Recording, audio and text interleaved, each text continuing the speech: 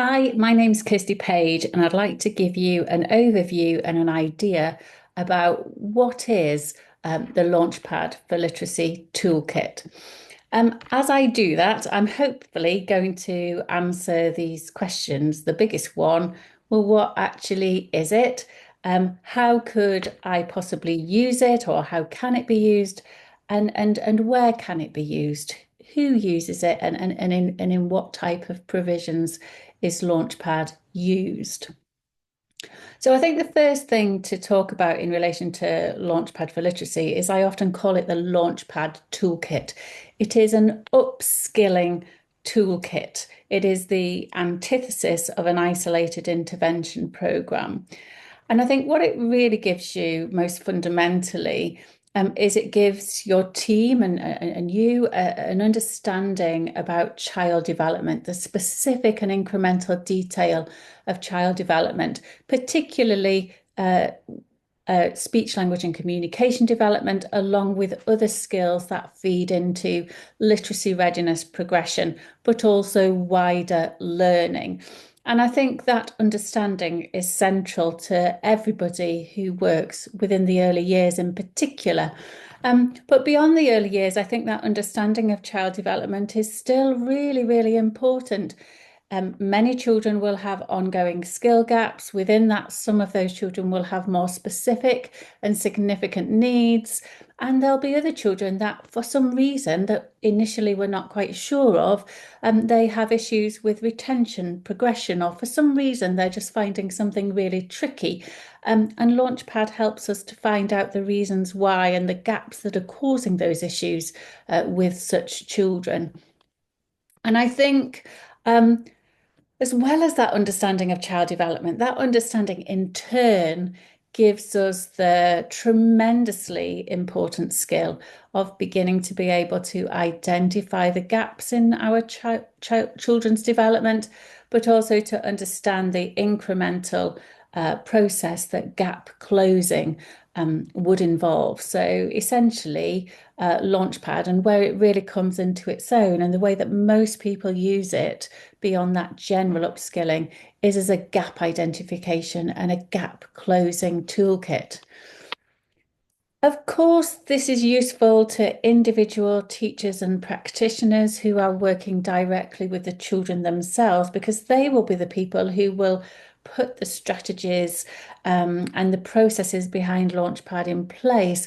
But I think Launchpad is also a really useful toolkit for leaders, so we can begin to see the issues and the gaps that our children face and think about having a really systematic strategy for that. And of course, for those leading and working within inclusion, be they within a school or a setting, or be they within an outside agency, Launchpad can be a really useful toolkit because it gives us a cohesive framework and a cohesive strategy and a cohesive shared vocabulary to talk about specific children, what their gaps are and what they need in order to make progress. In principle, Launchpad has some common features. It can be used in different ways, which I'll come to later. But what I want to do is talk through the key general principles of it as a gap identification and gap closing toolkit. And where we identify gaps, it's really important that that is just the first step.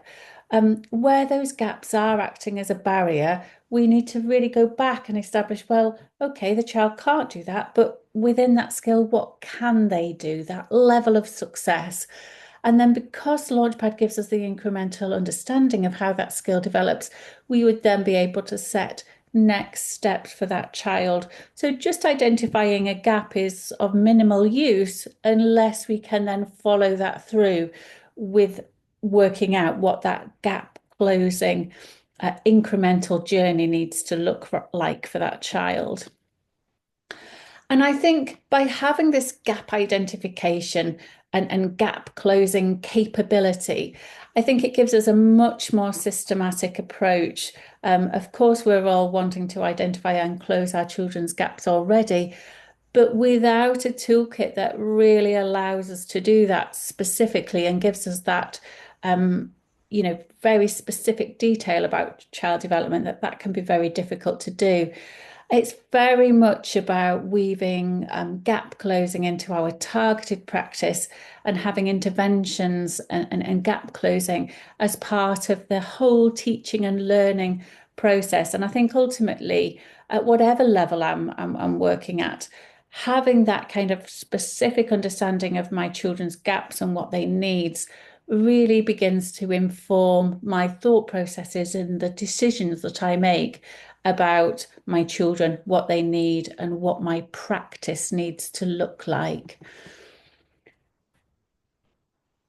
I think it goes without saying, but I'll say it anyway, that Launchpad is very much about embracing and building on your current practice. It's not about having a set of activities and an additional thing that you do on top of and in addition, but isolated from everything else you do.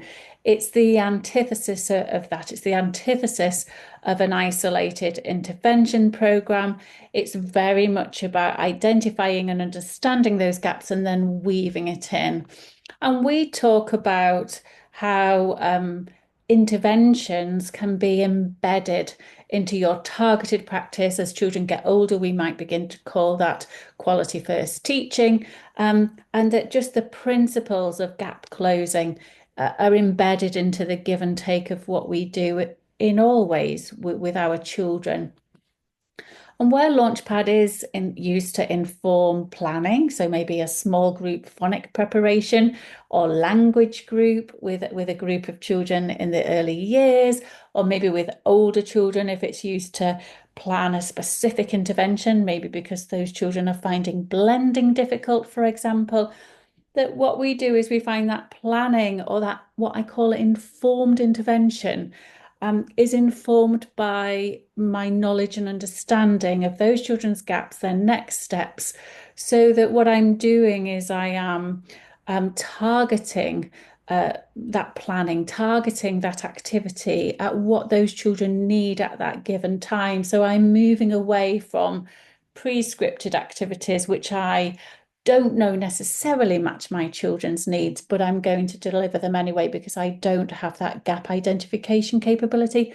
Well, Launchpad means that I can actually begin to match my planning and my informed interventions to my children and their next steps.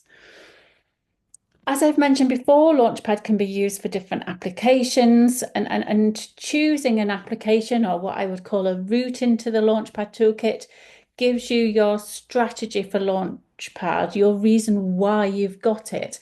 And I always say that why you've got Launchpad should be something that you're wanting to do already, but that Launchpad just helps you to do that more specifically and more systematically. What we never do is have Launchpad for Launchpad's sake. Launchpad is always a toolkit to support me to do something that I'm either already doing or that I'm wanting to move on with already. So let's go through the main applications, not in detail. We'll be able to think about those in some other videos for those who want to look at different applications in more detail. So the first one, and one of the biggest ways that Launchpad is used, particularly in the early years, is for speech, language and communication development, particularly where children are not meeting age-related expectations. A lot of children, I shouldn't say children, a lot of people use it to underpin and support their phonic preparation. So I often talk about Launchpad as underpinning, but also sitting alongside your SSP. So we can use it to really look at the diet that phonic preparation needs to be for our children, especially those children with skill gaps. But also, once we do start that formal learning of phonics, we can use Launchpad alongside our SSP to identify gaps that are acting as barriers to either readiness or progression. We can use Launchpad also, if we want to look at wider reading beyond phonics, to look at gaps that might cause issues with fluency, and also those language gaps that can create barriers to reading comprehension. and also writing. And writing is a big way that other people use Launchpad as well, looking at different parts of writing and the different skills that need to come together for children to be ready for writing and to make progress and to move on to be strong writers. But again, we'll talk about that in more detail in another video. And of course, Launchpad can really, really support us within all of these different applications, but even just in its own right, to help us look at our children with more specific and significant needs. What are their gaps, but also what are their skill strengths, and how can we utilize those strengths, but also how can we understand those small incremental steps these children need to take in order to make progress.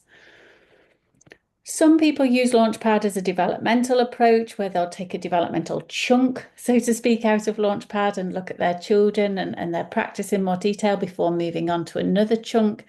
And with those chunks in mind, some people very much also use Launchpad to support them to look at personal, social, and emotional development, and within that behaviour, with cohorts or sub-chunks of cohorts or one or two children within a cohort. Launchpad will help you to do that. And I think kind of in terms of wider issues, Launchpad can really support us with transition. So transition from early years PVI settings into schools, transition from early years into what we would call in England Key Stage 1. It can really support us with those things. And certainly even now, people are using Launchpad to look at transition from Key Stage 1 to Key Stage 2. And for certain key children, Key Stage 2 to Key Stage 3. Obviously, within the specialist sector, these issues are different, and Launchpad can be useful to help us make decisions about which learning pathways will suit different children the most. But I think within all of that, it's about kind of saying, what is that child like? Where have they made progress? But what are their ongoing gaps? What do they still need? And this way we can have Launchpad as a really strong toolkit to ensure that we make sure that all our children are making progress. If you want to look at these different applications in more detail or think about how would it work for me in my type of setting, we've got some more options for you to follow on from this video within our leadership CPD. But in terms of where it can be used, let's just give you a very broad overview here. It's obviously a bottom-up approach. It's early years upwards, and generally it's used from 2-year-old provision onwards. And that can be in school settings, it can be in nursery school settings, private nursery settings, childminder settings, in terms of the early years. It's obviously used in mainstream settings, mainstream schools, but also specialist provisions as well, and specialist provisions all the way through the key stages. But as I said, some mainstream key stage 3 provisions also do want to look at Launchpad for a small group of very target children. Within schools, of course, beyond the early years, we look at using Launchpad in reception and Key Stage 1 quite prevalently. And for some children in mainstream, we will be wanting to use it for some children in Key Stage 2 and even into Key Stage 3. And as I said before, obviously in specialist provisions, that kind of age kind of usage kind of is much more flexible and much more varied, because where Launchpad is used in specialist provisions, it's more about the stage that the children are at rather than the age they are. And in terms of the leadership CPD, like I've mentioned before, we've got information about the different applications. We've got information about the different setting or provision or school type, whatever we want to call it. And we've also got a video about what do you actually get if you are to take on a Launchpad for Literacy Toolkit. And just to finish off, if you want more information, there's our website. but also you can email me personally with any questions or for more information, or our general toolkit at email is detailed there. Well, I hope that's been useful. Yeah, and if you want to know more, have a look at that other leadership CPD.